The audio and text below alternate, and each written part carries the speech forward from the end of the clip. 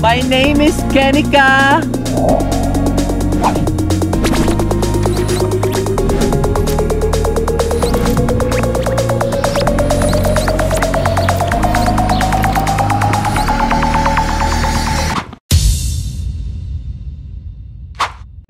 Hello Dreamers! Kasama ko po si Nico at si Yani. Kompleto po tayo. Kasi Destiny's Child na. Uy, grow up girl. Nagbisita kayo na si Glenn from Mississauga, yung isang friend natin na nag-aral din siya. Then right now, si Nico kasi wala siyang work for tonight. Dahil ba hindi ka nag-aral? Wala kang ano ngayon? Class? Weekend last. Galandi po siya. Hala. Okay. Anyway, pupunta tayo sa sa Kinton Ramen. Kasi kakain na naman tayo ng ramen. Kasi na-crave na si Nico. Okay. Hala, pila ko lagpas sa... Lagpas na siguro dahil. Diyan or doon ba? Feeling ko doon banda. So Kinton is sa mga favorite ramen places ko. And we're gonna go and check it out. Sila, nabisi sila, nag-sightseeing sila. Ang dami kasi mga baby boys. Alam mo na. Lakad-lakad lang. We're here na. We're very close. Ayan, tapos na po tayo sa Kinton Ramen. Isa ito sa mga favorite ramen places namin. And always kami nandito kapag magbabanding kaming magbabakla. So, tingnan nyo, ang ganda kanyang interior. Maganda yung kanilang yung wall. O, diba? Tapos open concept din yung kitchen. Yung wall nila, mga lang. Mga pinagdikit-dikit na mga, pallets. Maliliit na wood blocks. And we are here. So, ito na siya pa diba? Closer look, mga dos lang yan siya. Tapos ganyan, diba, maganda yung kanyang effect. May 3D effect siya. Tapos dito din yung mga may nakaumbok para paglagyan natin ng mga gamit or decoration. So, we are seated here. And we are going to order. Thank you so much. How's your beer? Fantastic. Amazing. Life-changing. Ito pa yung ating gyoza. Fried gyoza siya pork. So, try natin. Actually, na-try ko na siya before. So, I love it here. So, tignan nyo ha, masarap siya. I pray muna tayo. Thank you, Lord, sa blessings and challenges in life. Ikaw na bahala, Lord, ha?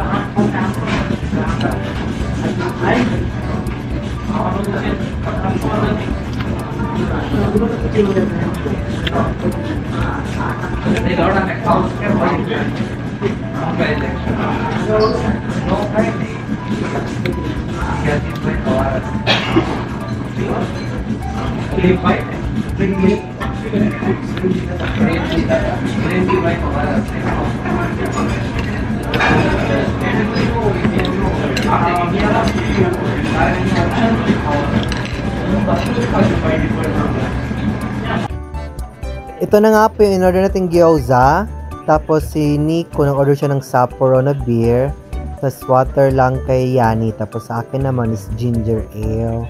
So ayan, inuubos namin yung gyoza kasi appetizer siya. So una siyang dumating. Tapos darating din shortly yung mga ramen.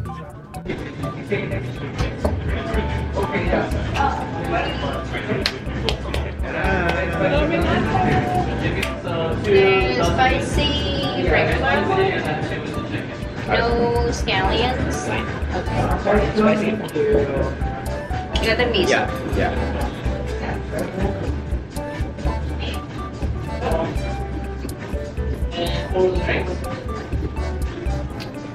Picture na isa ako na. Thank you. I'm gonna take this one. Ayan, dito na kayong ating in-order na ramen. So, syempre, sa akin is spicy pork garlic ramen. Tapos same order kay Nico, kaso kay Nico hindi siya spicy. Tapos miso ramen naman kay Yani. And of course, syempre, 'di ba? Sa panahon natin ngayon, picture muna for our social media. Ayan, ayan. So picture sila ng picture. Ayan, ayan. So yung Kimpton po, marami po silang mga branches dito sa downtown Toronto and even outside Toronto. Ayan, ayan. And of course, pwede po kayong mag-ano, kung mapera kayo, pwede talaga kayong mag-franchise ng Kimpton kasi nagpapa-franchise sila. Yan, ito na, kain na tayo. Yung pork, spicy pork garlic ramen. Isa sa mga favorite kong ramen na flavor dito. Kasi nga, masarap siya, maanghang, tapos yung broth niya is, very thick and very, siya, punong-puno ng lasa. Siguro masyadong marami yung masyadong marami yung betsin.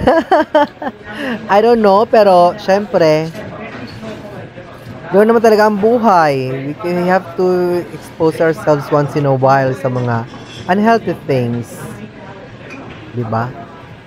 It also creates happiness sa atin. Nagbibigay na siya ng good hormones kapag we are happy with what we are eating. Ganon. Kaya yun. Kain-kain muna tayo for now. Let's enjoy the food. Si Yani, ang kinuha niya is thick noodle. Yung parang siya, parang yellow me. Sa atin, parang hindi siya Mickey, parang yellow me. Yung pansit na yellow, parang ganon. Sa akin naman is thin noodle siya. Medyo mas, lang siya, mas manipis. And, pero same pa rin siya na noodle. Japanese rice noodle at ang ginagamit dito. Ramen na noodle. Kaso thin lang yung pagkain ng ramen sa akin. Si Yani tsaka si Nico, same silang dalawa, thick ang kanilang kinuha. Ako naman, mas bet ko kasi yung thin noodle. So, isa talaga sa mga yung thin noodle. Kasi, feeling ko mas masarap siyang kainin. Kasi nga, manipis lang siya, tapos isasabay mo siya sa meat, tapos sabaw. Perfect na talaga. Oh my God! Nakakagutom, diba? Tignan nyo nga, oh. Oh, diba? Sarap na sarap ang mga bading. Ang ramen kasi isa sa mga favorite comfort food namin. Siyempre, sa mga panahong stressful and maybe at some time din pag hangover, ramen ang isa sa mga best go-to food namin. So, kung kayo dyan, alam ko marami sa inyo nanonood, marami din may gusto ng ramen or mahilig sa ramen. At kung maalala nyo po, ramen is also the favorite of Nathan. Nathan and Kuya Tipoy, they both love ramen. So, ayan. Let's continue eating ramen muna. And ang ramen nga pala is, syempre, from Japan. Isa din po ito sa mga favorite food ni Naruto. Kung isa siyang sikat na Japanese anime. And then, sa akin lang is, mas masarap lang siyang i-mix ng soft drinks para pampawala ng tinatawag na sumo sa amin. Parang buryo. Parang, ba yun sa Tagalog? Basta yun na siya. And always, sabi nila sa Japan daw, when you eat ramen, dapat iparinig mo talaga yung paghigop mo ng sabaw tsaka pagkain mo sa noodle. Kasi yan sa mga traditional way of eating the ramen. Walang dapat na keme-keme. Hindi ka dapat mag-eksena ng masimpleng pagkain kasi if you eat that way na maingay, talagang hinihigo mo pati yung noodle, talagang nagpapakita na nasarapan ka sa pagkain. It gives a lot of gratification. Parang it shows a lot of happiness sa chef na gumagawa ng ramen. Na ganun yung pagkakain ng mga tao sa kanilang ramen. Meaning they're really having fun and enjoying the ramen as much as they can. Masarap talaga yung ramen. Parang yun ang kanang sign. So, dapat higop sa higop talaga. Parang ganun ba?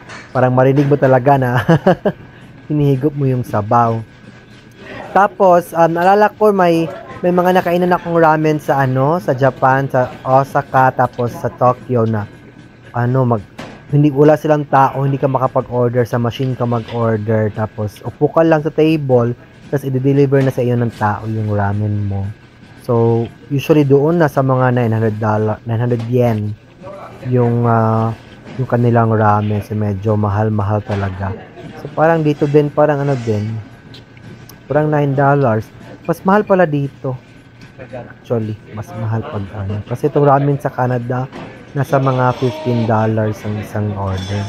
Plus, magpa-add ka pa ng ano, gusto mo mag-add ng extra pork or extra noodle or extra egg, ganun.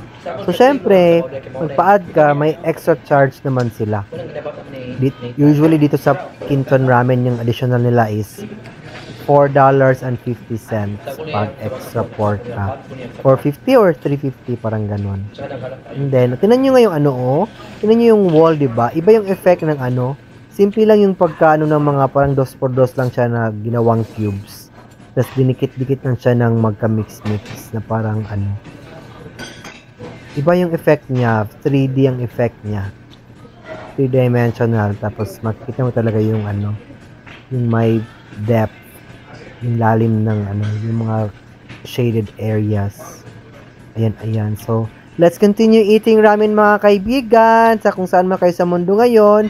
Hope nag-enjoy kayo. And alam ko na kasama nyo po akong sumaya at medyo naliwanagan ng konti sa dahan-dahang pagiging maayos ng buhay ng Team Blended. So, hopefully, in God's will, sa awa ng Diyos, we hope and pray that the Lord will touch Papi and Ate's hearts for them to continue and, to strengthen their relationship kasi it's very, very crucial for the continuation of their so-called journey. Thank you po. Sayonara.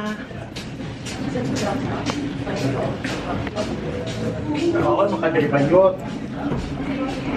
Dadalamiday. Uy, nung oras na, alas 8:30 na, pero tinan nyo, hayag pa din masyado. Hayag pa din masyado. Hala, bakit blue? Wait lang ha. Ito pala. Dito lang di ka ana. Dito man Chibo. Pauwi na tayo, tapos si Nico magpunta siya sa kanyang boyfriend, fiancé. Fiancé na ba? Hindi pa fiancé, no? Wala pa palang kasi doon siya matutulog. So, anyway, thank you. Maglakad muna tayo. Baka masagasaan tayo. Pag music video, Denises.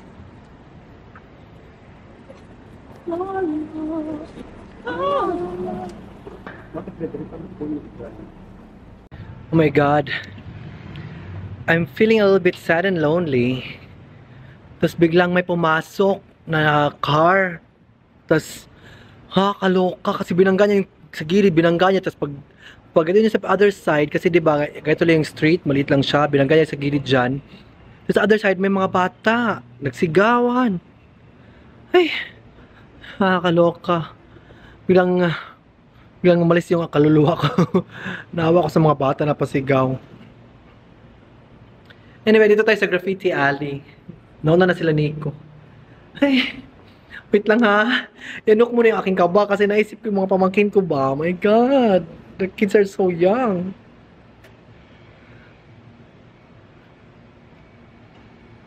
Bye, Nico!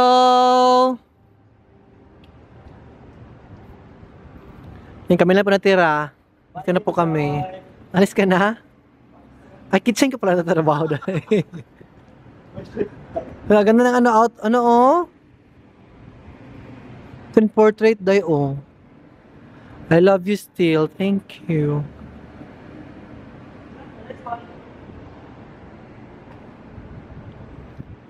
Si Lola, naka-headset. Ala, dito, may ceiling talaga. Oh my God, tingnan nyo. Grabe, guys. Ang ganda.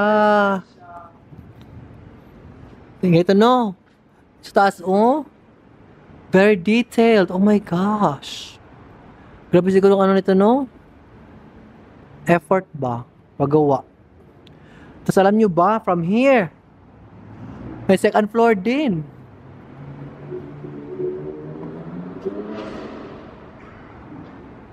Ito yung buong building.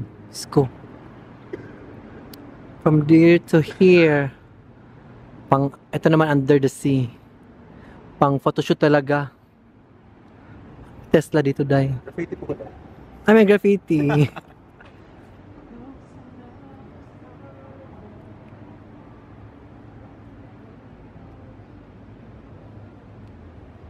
Doon din, oh. Mayroon din dito marami, oh.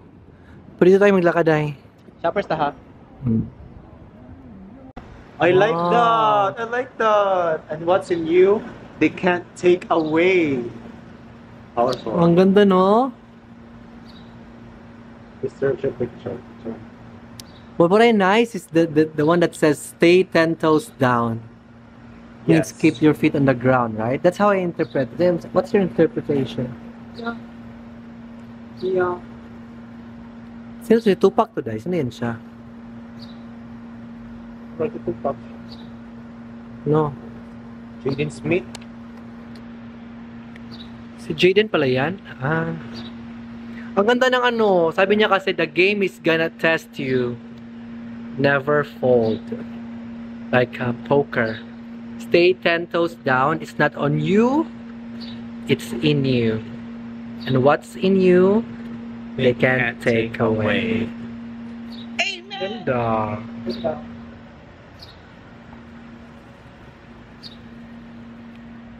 Makapagsubok sa life, guys. May pinagdadaanan pa naman tayo. Tesla, makapagsubok sa life. So, yun.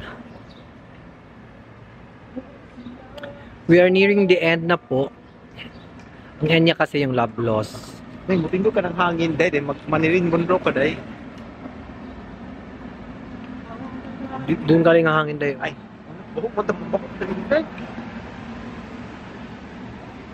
Ito may bird, ala? Ukraine colors to siya. Tingnan nyo, oh, may bird na malaki. Tapos Ukraine colors yung ginamit nila. Anong pwede tayo? Night, nitan, how is siya? Mabasa. Bongga siya. Saya.